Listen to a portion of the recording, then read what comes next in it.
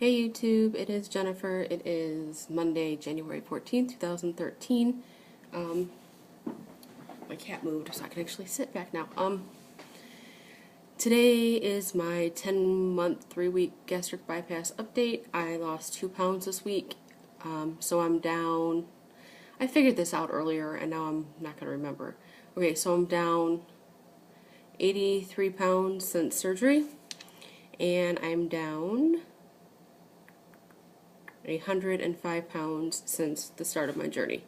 I don't count the 105 really because I lost weight before I even had surgery, but it's been 83 since surgery, so whatever. Today the topic I want to talk about isn't so much pertaining to weight loss surgery as it is just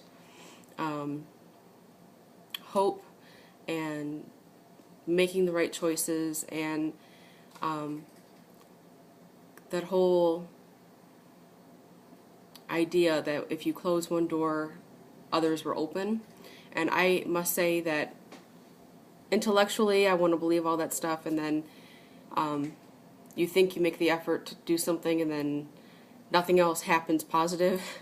So it's I don't know, Kelly, I don't know how many of you watch Kelly on here. I forgot her YouTube name. It's like Grotto some numbers. I can't remember. I'm really horrible at remember people's YouTube handles. But anyway, Kelly talks about this kind of stuff all the time, about the universe and there being positive energy out there, and what you put out there you get back in return. And, you know, like I said, intellectually I'd like to believe that stuff. But sometimes when you're like down in it, it's really hard for you to believe anything that's positive. I'm going to share kind of an experience that happened to me today that has been 12 years in the making. Actually 17 years in the making and then 12 years for the other part of it.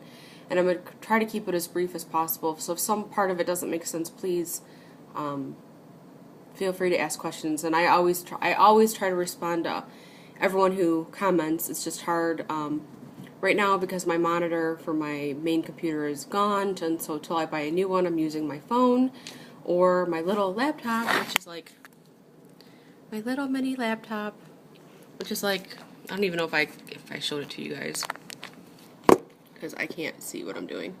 Anyway, so yeah, long story short, I've had a relationship with Noah. I'll just say his name. I'm just going to put everything out there. With Noah for 17 years. When we met, it was like absolutely undeniable that we were supposed to meet. It's just that simple. Over the years, we have been through a lot of stuff, and some of it's been positive, some of it's been negative. But 2004, we got engaged. We hadn't really spoke to each other for a year before that, and then we started talking again, and it was just like no time had passed at all. So we dated for 3 months, we got engaged, and we were engaged for 6 months. There was a lot of stuff that happened. I mean, not engaged for 6 months, engaged for 6 years. There was a lot of stuff that happened in the course of our relationship that was not healthy and not good, and there was other stuff that happened that was just so great it defies words. I'm not ever going to be able to explain to you how great it was. But we broke up in 2010, and since 2010, actually since like 2009, there's been this nagging feeling in me that we needed to just be out of each other's lives. Not because he's a horrible person or because I'm a horrible person. It's nothing about who we are as individuals. It's just, it almost feels like there's a version of us that's supposed to exist, but he's blocking it for me and I'm blocking it for him, and until we let each other become who we need to be, we're just going to be treading water and making each other miserable. So even though there's been a lot of great times, and long story short, we came to the conclusion yesterday that we need to just like be done and be done and be done. And so I've kind of closed that door. I have no intentions of talking to him or seeing him for quite some time. He's not out of my life and I'm not out of his. But that door has to close. And it is an incredibly sad decision. Again, I'm not going to cry. It's an incredibly sad decision, but doing that, I immediately, and I have over the course of the night, felt like something has been lifted from me, and I can't explain it. Which then goes into what happened to me today. Last night I went to bed, like normal time, and for some reason I woke up at 4 o'clock in the morning, and the first thing that I thought about was this letter that I had written to a doctor that I had in 2001, who was my OBGYN at the time, and I had written him a letter, I think it was around Thanksgiving, or maybe in between Thanksgiving and Christmas, basically just letting him know how much I fondly remember him, and I am not going to cry in this video, damn it, I'm not going to cry. But basically letting him know how much, like, how important he was during that time. For those of you who don't know, in 2001, it was like the worst year of my life. Both my grandfathers died that year. I was pregnant twice. My first pregnancy ended in an abortion that I did not want and still regret to this day. And then I was raped that year as well, and I ended up pregnant. And that pregnancy ended in me giving birth to my son preterm, and he didn't survive. I did get to hold him, but he didn't survive. And Dr. Horsley was my doctor when I was pregnant with my son, who didn't survive. And Dr. Horsley, I did not have any support. I did not have any family support, any friends. Obviously, the father wasn't involved. I was completely by myself. I was completely depressed because of all the events that had happened earlier that year. But Dr. Horsley was always so understanding, not gonna cry, understanding and positive, and was there for me and understood a lot. So I wrote him a letter, like around Thanksgiving time, to let him know that I still remembered him and just to thank him. And I'd wanted to write that letter for, like, obviously it's been 12 years since I even seen him. And after he left the hospital here, because the hospital that I was going to here closed down the following year. It closed down like within months after I went there. So I knew he had moved to Utah, and I knew that he was still, I was assuming he was still an OBGYN, but for years and years and years, I would look for him and I couldn't find him. And for some reason this year, when I did the same exact search that I had always done online for him, he popped right up. So I felt that it was like a sign that I was supposed to contact him now, and I did. And so this morning, when I woke up at 4 o'clock in the morning, the first thing that popped in my mind for some reason was that letter that I wrote, and was Dr. Horsley, and for some reason I thought, I'm going to get something in the mail from him today. And I'll be damned if I didn't go out to the mailbox today and open the mailbox, and there was a card from him, a card, letter, whatever, from Dr. Horsley. And I probably shouldn't have shown that because I had my address on it. But I'm not going to read, and I'm definitely not going to show his kids on camera, but he sent me like a, you know how people do the Christmas cards with their kids on the front? He sent me that, which was his favorite Christmas card, I guess, from 2011. And then there's just like a nice little card, and he wrote a whole bunch of messages on it. And this card means a lot to me. Apparently he remembers me, and he said a lot of encouraging, positive things, as I expected him to, because he's just that kind of guy.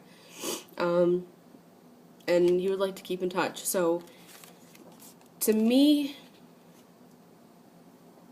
and maybe I'm like, I don't know how to explain it, but it feels like a very tangible feeling that I'm experiencing right now, like a very positive, I cleared out what wasn't serving me anymore. And it's not that Noah's bad. I like, not gonna cry. I actually really hope that Noah is experiencing a lot of the positive things that I'm experiencing today. And if not today, then hopefully, because I do think I was like getting in the way of what he needs to accomplish and who he needs to be. And that's not to say we won't be involved in each other's lives further out, but for now I think we really had to clear each other out. And it feels like once I did that, this very tangible, positive aura came to be. And I truly believe that there is a very cosmic energy out there, and what you put out there is what you get back. And when you're stuck behind a veil of like negative, or I can't even explain it. I don't have words. But I feel like I cleared that out, and now I feel like I've got a rush of all this positivity and just good. Things are just good. And it's really weird because the past couple days on TV I don't know if it's just that these things have caught my eye and I've noticed them more, or if it's just really supposed to be that way, but a lot of like shows about positivity and about I watched that Oprah Life class last night, which I love Oprah. I'm sorry, I don't know if a lot of you do, but I love Oprah. And her life class thing, she had Rick Warren on last night, and I'm agnostic, so all that basically means is that I can't prove or disprove the existence of God. But I absolutely believe that there's a higher power, and I believe that the universe kind of guides us and directs us as to where we're supposed to go and who we're supposed to be. And all this, the life class last night with him, there were so many things that were said that I was just like, yep, I needed to hear that. So it's like really nice to get this letter today, and it's really nice to feel this very real, full, robust, positive energy. And I'm still bipolar. That's not going to go away. And obviously I'm still emotional. I freaking want to cry in every video I make. But there's hope now.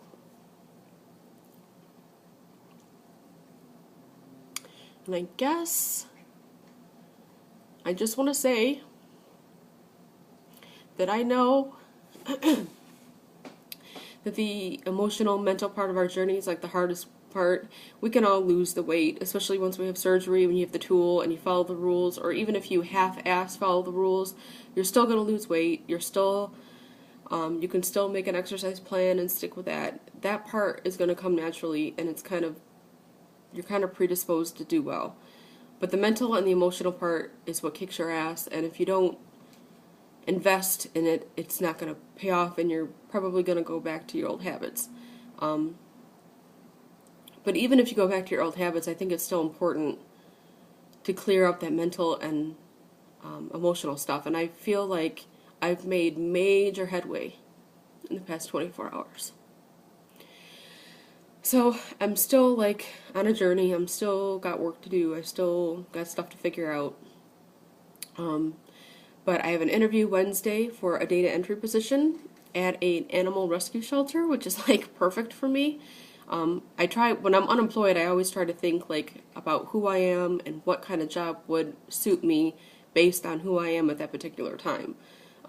Because I've worked since I was 16, on and off, obviously.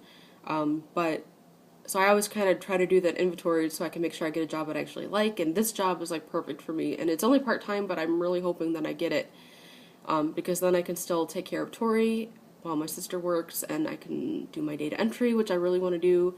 And bachelor degree or no bachelor degree, I like doing data entry.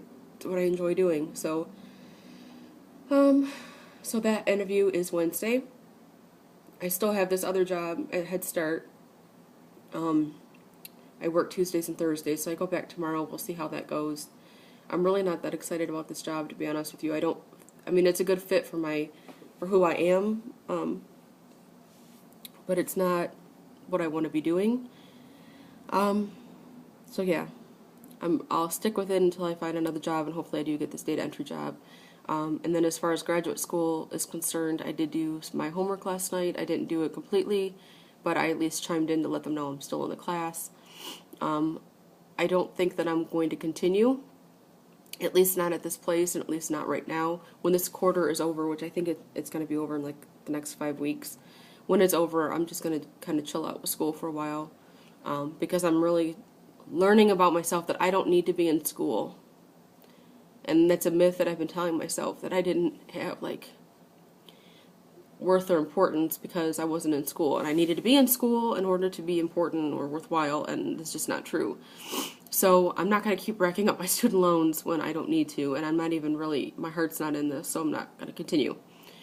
But anyway, 15 minutes and 30 seconds and I'm still rambling, so I'm going to shut up. And I thank you guys for watching and for listening to me ramble about my little experience today.